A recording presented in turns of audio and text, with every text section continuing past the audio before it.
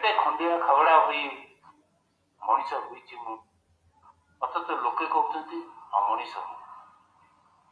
ପ୍ରତିଦିନ ମୋ ଶବକୁ ଶୁଆଇଛି ଜଳନ୍ତା ଜୁଇରେ ମୁଁ, ତଥାପି ଲୋକେ କହୁଛନ୍ତି ଅମଣିଷ।